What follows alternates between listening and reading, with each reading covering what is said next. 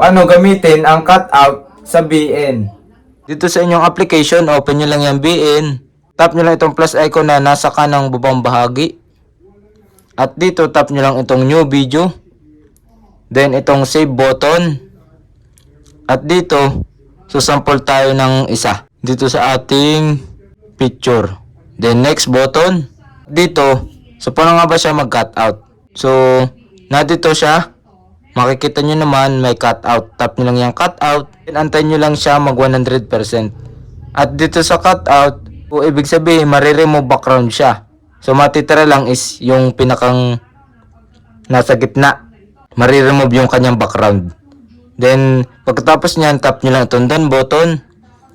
At successful na tayo nakapag-cutout ng ating picture or video. Isang proseso lang din yon sa video.